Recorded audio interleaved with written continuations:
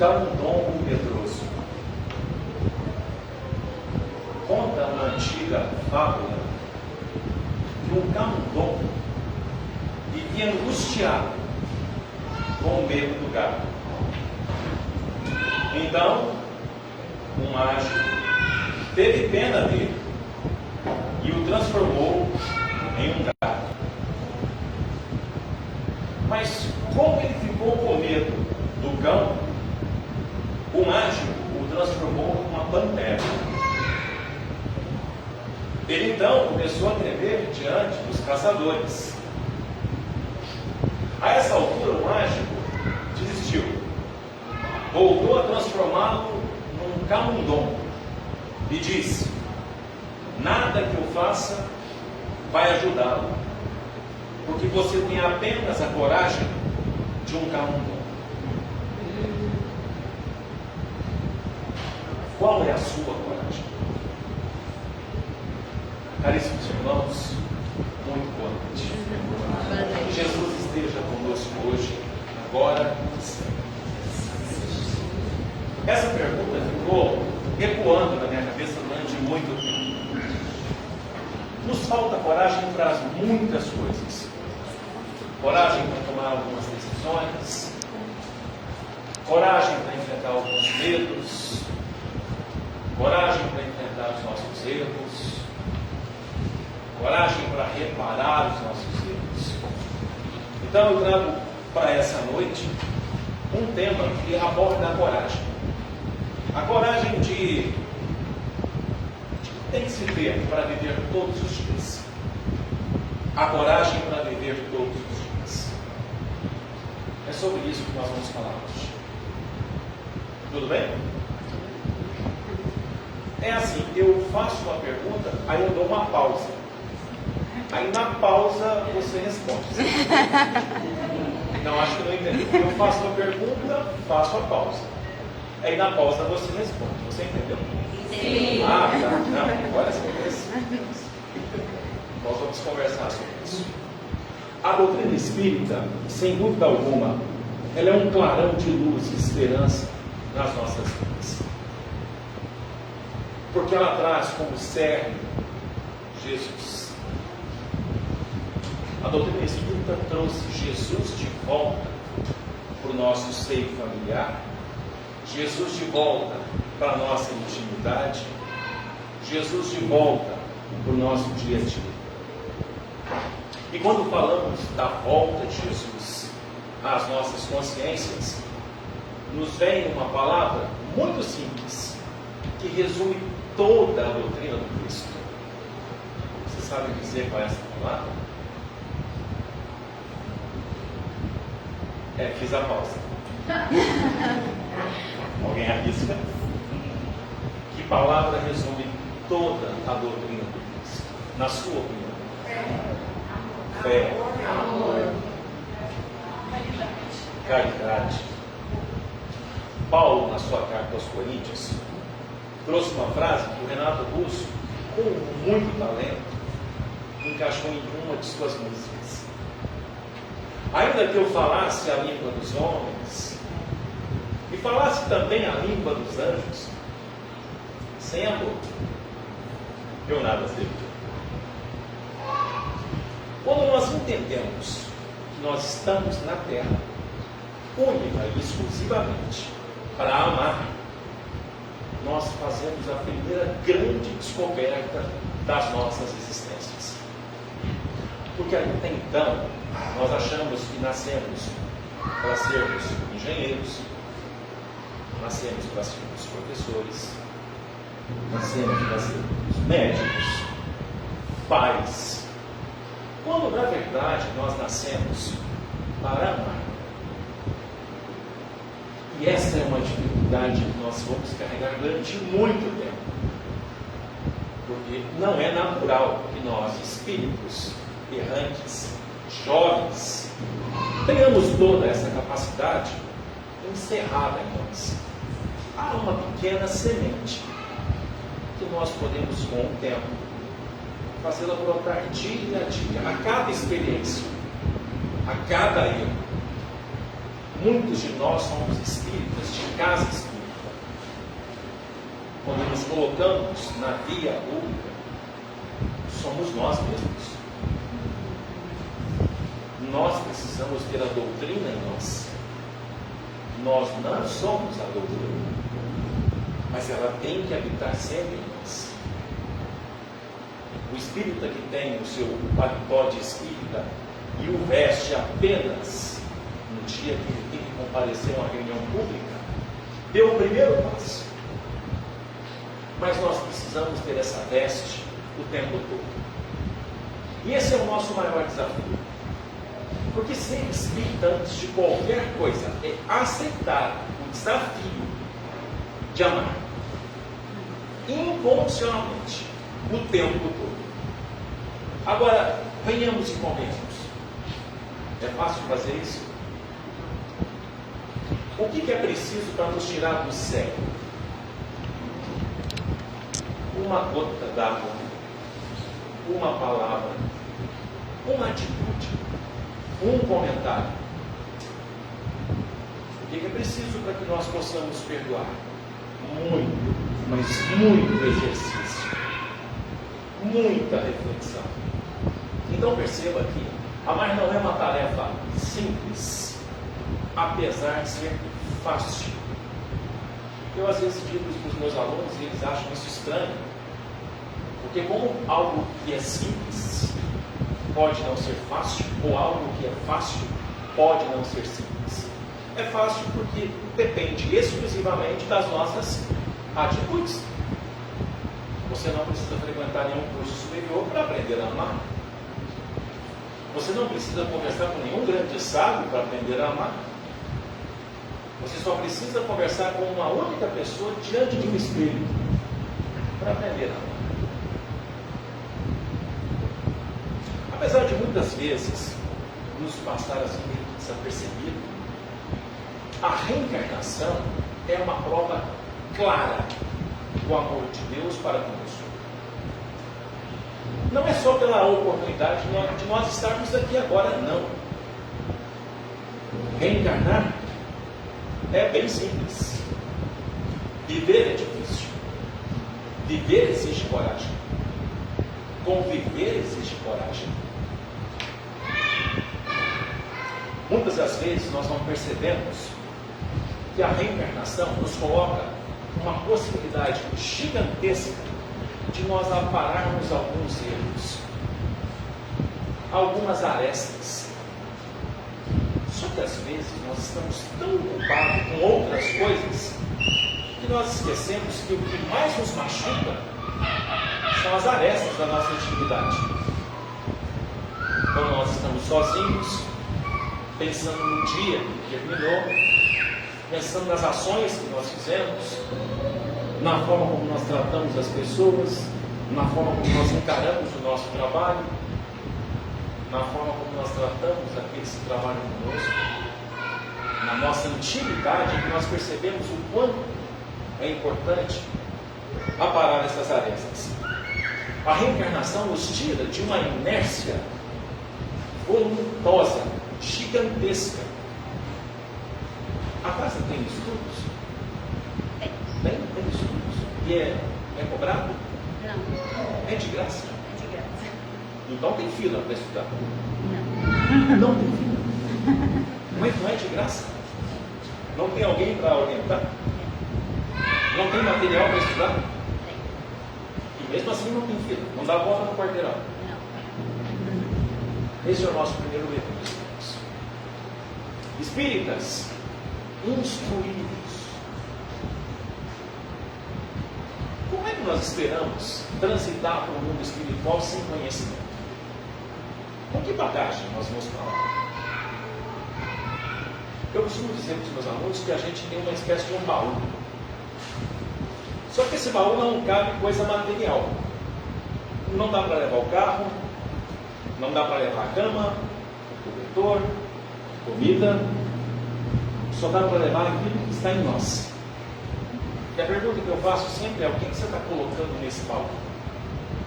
Na hora que você precisar abrir e tirar dali uma virtude, qual virtude você amealhou durante toda essa existência. Esse é o nosso segundo desafio, meus irmãos. O primeiro é amar. O segundo de todos eles, é conquistarmos algumas virtudes. As virtudes nos aproximam de Deus.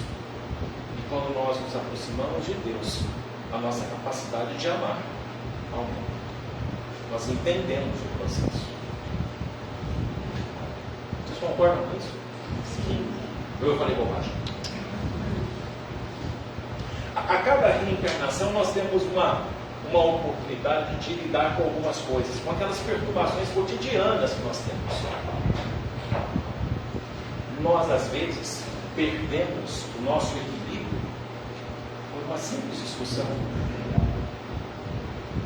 Nós sabemos que nós não podemos entrar na discussão. Às vezes uma toalha molhada já é suficiente na cama, não é não? Alguém aqui já... Não precisa responder. Mas alguém aqui já discutiu por causa de uma toalha molhada? Chegar em casa e o almoço não está pronto? Ué, você não tem mãos? Você não pode aquecer a comida? Você não pode colocar no teu prato? Cadê aquela camisa que eu gosto de usar? Como é que eu vou saber qual é a camisa que você gosta de usar? Então nós estamos nos perdendo, meus irmãos, em alguns detalhes que no frigir dos ovos não trazem para nós nenhum tipo de benefício. Trazem sim um clima de arrependimento, às vezes um clima de angústia, e o pior de todos eles, desesperança. Nós somos pessoas difíceis de lidar. O ser humano anda complicando muito as coisas. E olha que, em matéria de complicar, nós somos muito bons. Ou não? Sim. O mundo anda colapsado. Isso é um fato. Mas tudo depende da gente. Depende de nós. Esse livro, eu sempre quando vou a uma casa, eu faço propaganda dele. Eu não sei quantos livros o Macedo já leu por minha causa, mas é por uma boa causa. Esse livro chama-se Dias Melhores. Ele é um tipo de livro que a gente tem que estar preparado para ler. Sabe por quê? Porque ele diz tudo aquilo que a gente precisa ouvir. Mas a gente não quer ouvir. É diferente, não é?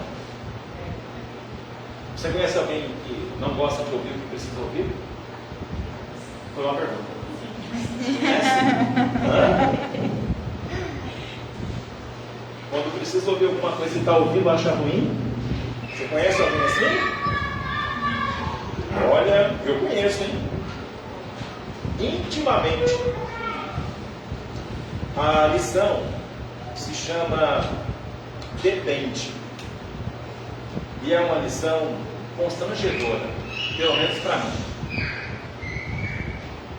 Depende de tua capacidade de administrar os teus problemas, depende a tua paz. De tua reação diante das provas inesperadas, depende o teu equilíbrio.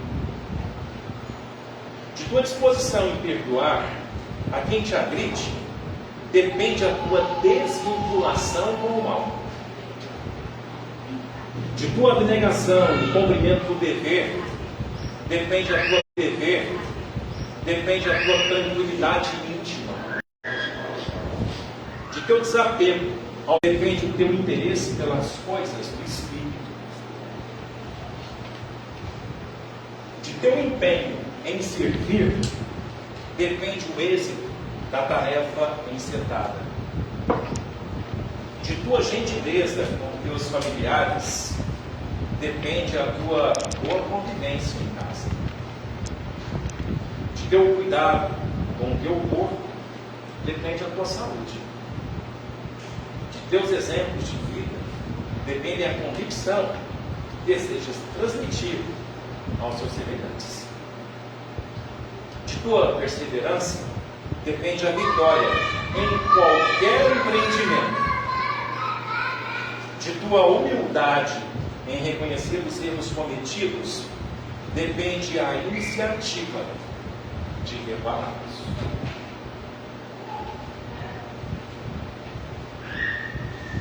Vocês concordam?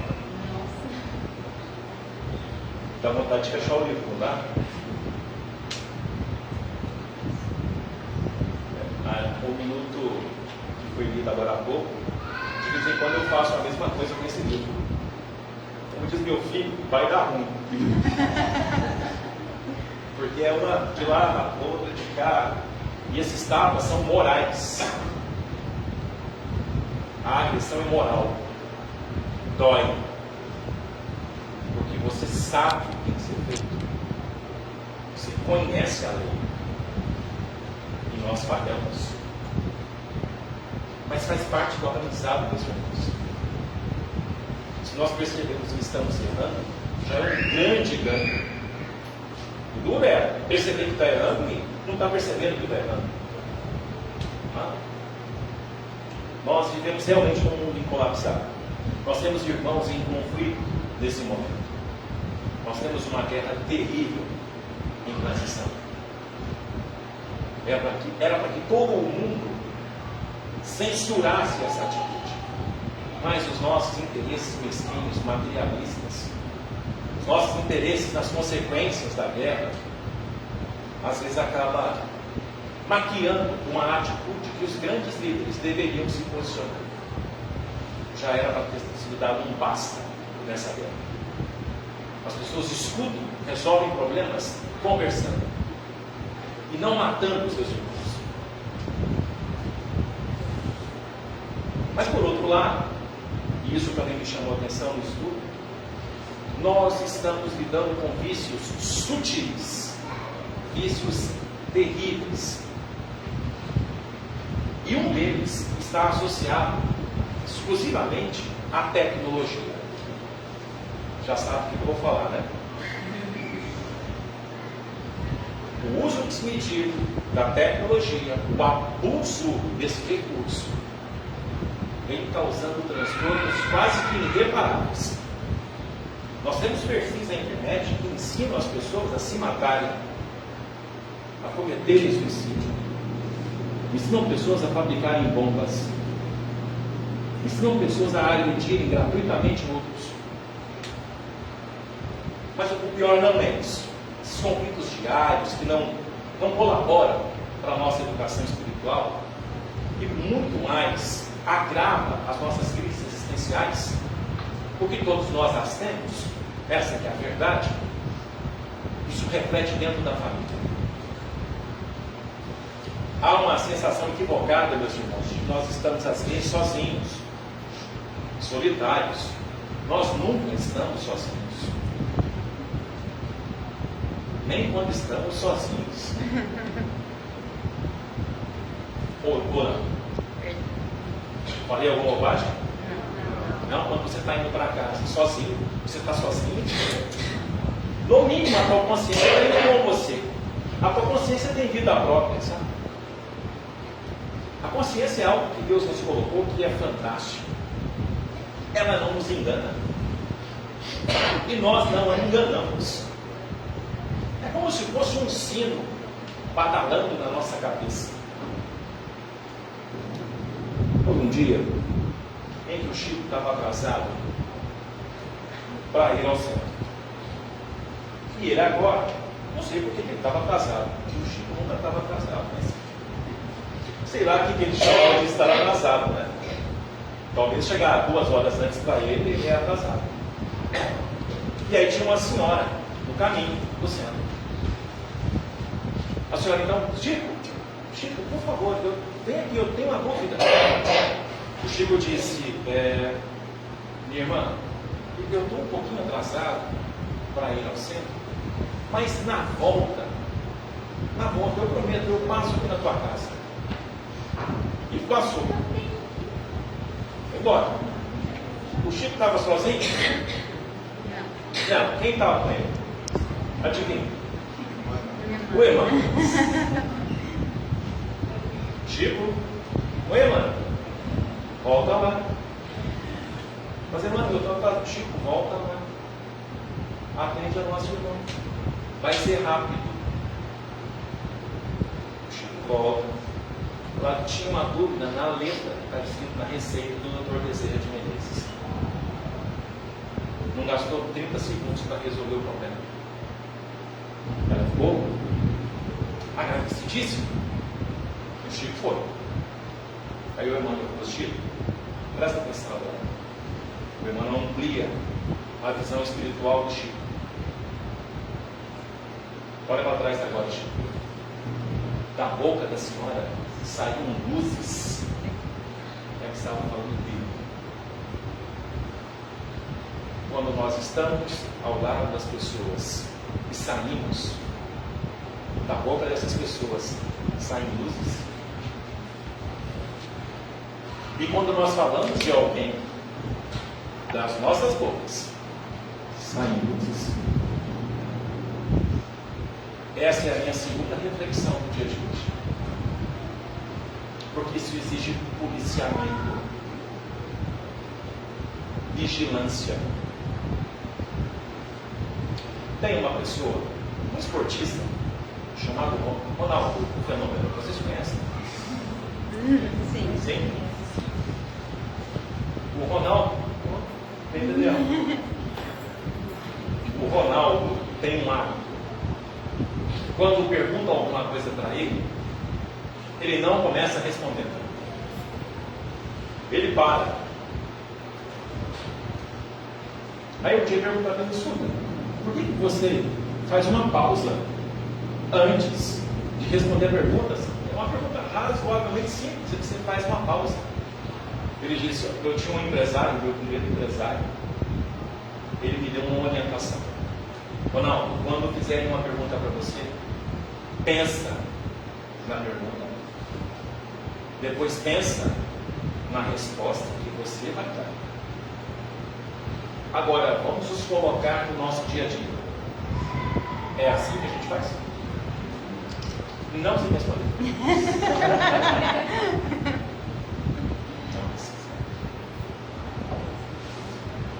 Para muitos de nós, para muitos entre nós, na verdade, o multiverso virtual virou nosso mundo real. Tem pessoas que não conseguem ficar longe desse aparelho. Um segundo sequer. É como se a vida dela estivesse ligada por um cordão umbilical a ele. Tudo que ele ia perguntar, não, só um minutinho. Aqui, ó. Acho que é a resposta. E as crianças, os nossos jovens, embarcaram nessa. E isso está ficando tão sério que os chamados pais da nova geração, claro, eles trabalham muito, dividem as tarefas de casa, dividem o sustento de casa. Isso tem uma consequência, eles terceirizam muitas das vezes a educação do filho. Às vezes é a escola que tem que fazer isso. Agora, meus irmãos, então vocês me responder. Onde foi que nós aprendemos os nossos valores? Foi na escola ou foi em casa? Onde foi que nós aprendemos a respeitar os ambientes onde nós vamos? Foi na escola ou foi em casa? Onde foi que nós aprendemos a cumprimentar as pessoas, respeitar as pessoas? Foi na escola ou foi em casa? Onde foi que nós aprendemos a ser mais colaborativos? A lavar uma louça quando a mãe está cansada, a limpar uma casa quando a mãe está esgotada, a estender uma roupa no varal quando ela nos pede. Foi em casa ou foi na escola? Onde foi que nós aprendemos o que era certo e o que era errado? Foi em casa ou foi na escola? E por fim, a última reflexão. Onde foi que nós aprendemos a nos portar como ser humano? Casa ou foi na escola? Até a forma como nós nos portamos na escola nos foi ensinada em casa. Muitos aqui vão concordar comigo. Não precisa me responder também. O que acontecia quando eu respondia um professor? O que acontecia quando eu respondia a minha mãe? O que acontecia quando eu destratava a minha avó, destratava o meu avô? O que acontecia quando eu não fazia aquilo que era da minha responsabilidade? Mas hoje, os nossos jovens, os nossos filhos, os filhos da nova geração estão tendo que dividir os pais com o celular. E olha, pasmem vocês, raramente os filhos vencem. Quando eu estou em casa com os meus filhos, o que se espera de um pai, de uma mãe, é a atenção total. Principalmente durante todo o dia você estava ausente. Aquela criança precisa do contato. Aquela criança precisa dos conflitos. Porque quando há conflito, há aprendizagem. Quando foi que a gente aprendeu a não colocar os dois dedos numa tomada? Quando a gente tentou colocar o dedo na tomada. Não foi? Não tinha um livro. Capítulo número 1. Ó, é proibido colocar o dedo na tomada. Foi assim. Nós precisamos da convivência. E da convivência com o Cristo dentro das nossas casas. Isso é difícil, meus irmãos, porque o Cristo era perfeito.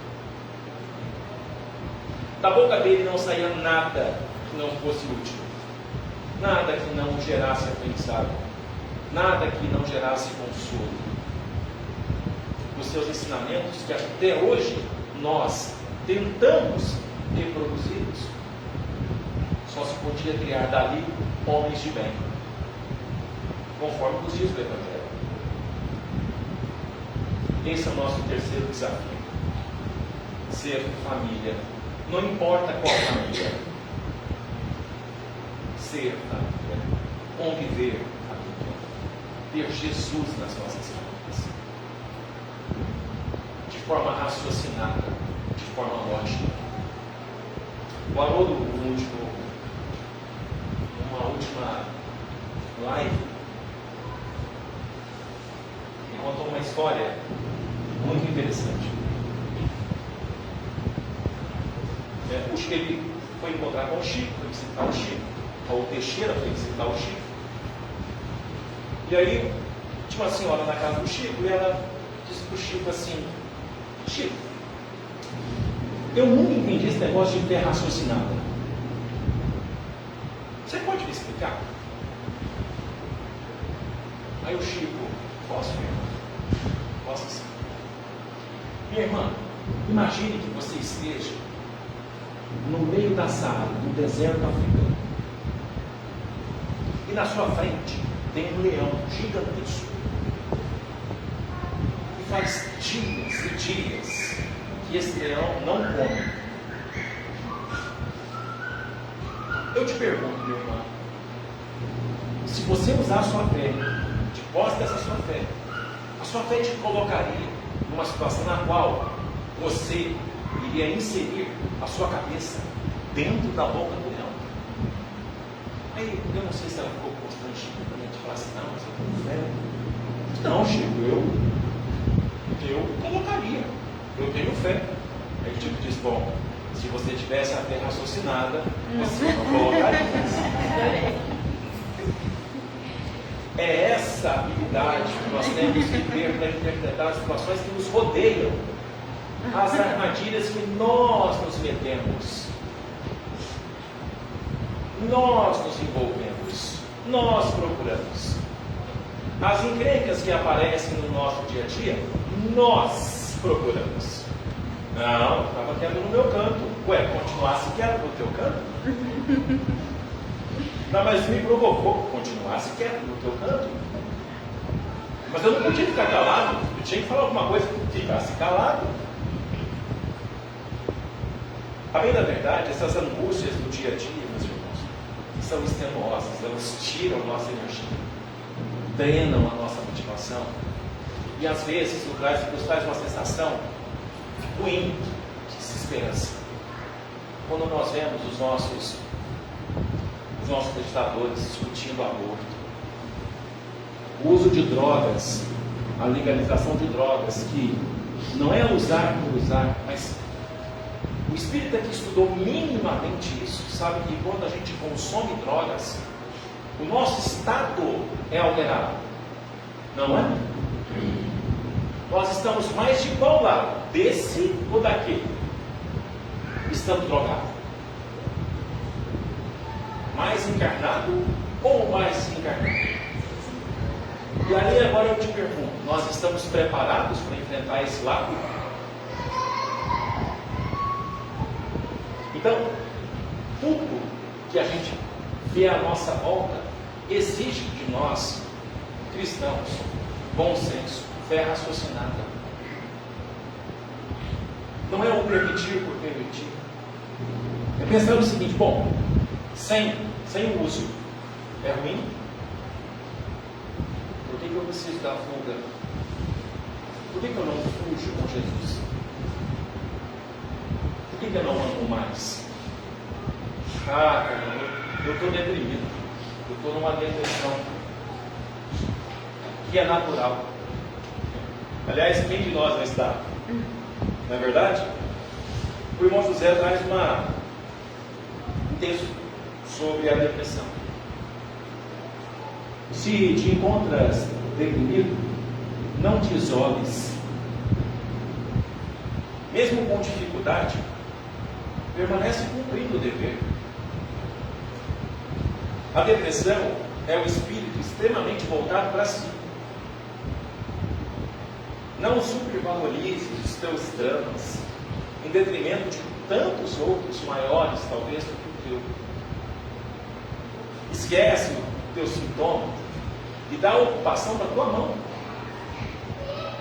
Se não consegues conciliar o sono, acende a luz de uma abajur e entrega-te à leitura de um livro edificante.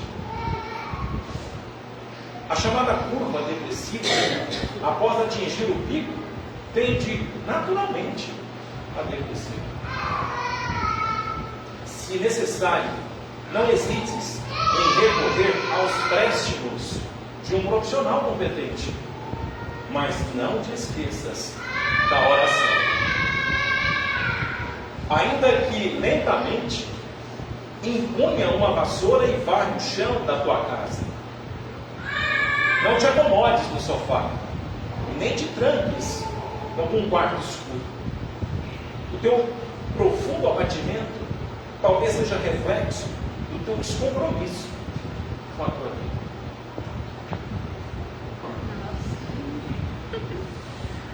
Pegou no rim, não foi?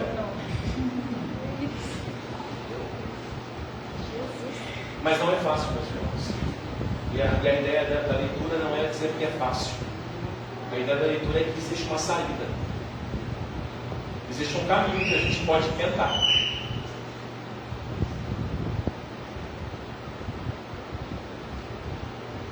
São períodos difíceis. São tempos difíceis.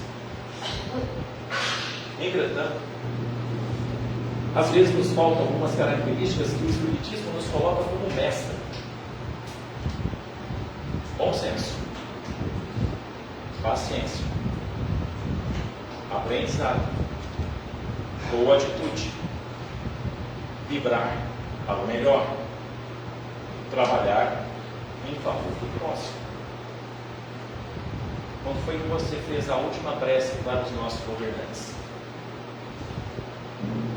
Não precisa mesmo. Quando foi que nós oramos para o nosso governador?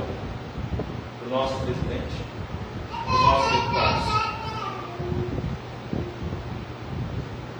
Se você entrar na fila, você que ainda não estuda, dos estudos, você vai entender que o espírito que aceita o desafio de ser presidente de uma nação precisa de muita pressa. Qualquer que seja ele, da esquerda, da direita, do meio, das costas. Mas se você abrir o Instagram, tem muita pressa lá. Né? Não? Não. Então se abrir o Facebook, tem pressa. Também não. E aí eu te pergunto, como é que alguém cheio de tanta responsabilidade, recebendo uma pá de energias nocivas, doentias, seja este o presidente, seja o presidente anterior, não interessa. Como é que ele pode ter sucesso na empreitada dele? Como é que alguém pode ter sucesso numa empreitada sem paz? Sem prece? Que tipo de cristão eu sou quando eu encontro na internet uma forma de mostrar toda a minha selvageria? Ao invés de eu colocar a minha opinião, eu pego a opinião de alguém e dá um nome para isso, né? Os haters.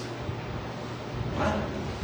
Não, o meu negócio aqui não é ter a minha opinião, é odiar quem tem opinião. Eu estou procurando uma que eu discordo, para tentar arrumar uma briga. Mas são chegados os tempos, meus irmãos, da separação do joio e do trigo. Nós estamos. De volta disso, a gente está no meio. O Haroldo também, dessa transição. A transição planetária, segundo Divaldo, vai ser algo assustador. Para quem? Para os espíritos. Por quê? Porque dependia dele o não acontecimento de vários eventos. Nós temos uma responsabilidade com o planeta. Nós não temos razão alguma para reclamar do calor. Por que nós estamos reclamando do calor? Foi a natureza que nos impôs isso? Essa foi uma pergunta. Não fomos nós? Estamos colhendo. Ah, mas não está chovendo. Estamos colhendo. Nossa, mas não tem uma sombra para ficar. Estamos colhendo. Mas os rios estão secando. Estamos colhendo. Quando você vê na televisão uma campanha para economizar água e você passa pela rua e tem uma pessoa lavando uma calçada, qual é a lógica, meus irmãos? Estamos colhendo. Sem o direito de reclamar. Jesus há muito tempo nos convidou para sermos pequenas luzes. Esse convite vem sendo nos dado há muito tempo, independente da nossa religião. De acender em nós uma luz, de ser a luz naquele ambiente, de ser a pessoa que traz alegria para aquele ambiente, de ser a pessoa que corrige os seus erros dentro daquele ambiente. Os erros da fala, do comentário inapropriado. Isso precisa ser revisto. E você teria coragem de recusar um convite do Cristo?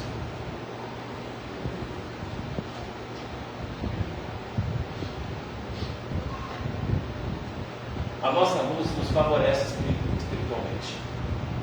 A nossa luz nos traz ânimo, nos traz paz, nos traz bom ânimo, nos permite distribuir boas vibrações para as pessoas. Já aconteceu de você chegar perto de alguém e se sentir mal? Não se mesmo nem. Mas já aconteceu de você chegar num ambiente e você ser a razão das vibrações ruins. Chegou nervoso, chegou nervosa, chegou triste, não consegue sorrir, não consegue. Sabe? Esses comportamentos a gente precisa avaliar todos os dias. E é difícil. Eu estou ficando cada dia mais velho, eu estou ficando cada dia mais ranzinza. Quando na verdade a gente precisava estar mais juntos. Nós precisamos mais uns dos outros. O Cristo, quando estava para fazer o sermão, havia pouco alimento, não havia? Pouco pão, pouco peixe, não? O Cristo dividiu o pão, dividiu o peixe? Não. Ele repartiu. Ele multiplicou. Ele não dividiu, porque quando você divide, diminui. Fica menos, fica menor. O Cristo multiplicou, porque ele repartiu. nós precisamos repartir a alegria do Cristo todos os dias, com as nossas atitudes, com o nosso empenho em mudar, com as nossas dificuldades em mudar. Mas nós precisamos tentar fazer isso todos os dias. Por fim, nós precisamos buscar a paz. A paz interior. A paz, sim, nos traz esperança. A paz, sim, cura o nosso espírito das enfermidades, que posteriormente irá atingir o nosso corpo físico, vai perturbar os nossos sentimentos. A paz de espírito é um estado que nós precisamos conquistar. Ter paz de espírito não nos coloca, de forma alguma, liberto das dificuldades do mundo. Mas ter paz de espírito nos suprime vários sofrimentos. Ter paz de espírito não nos coloca, talvez, no paraíso das nossas emoções, mas ter paz de espírito, meus irmãos, nos traz a coragem do diálogo. Uma ótima noite a todos. Jesus seja sempre convosco. Muita paz.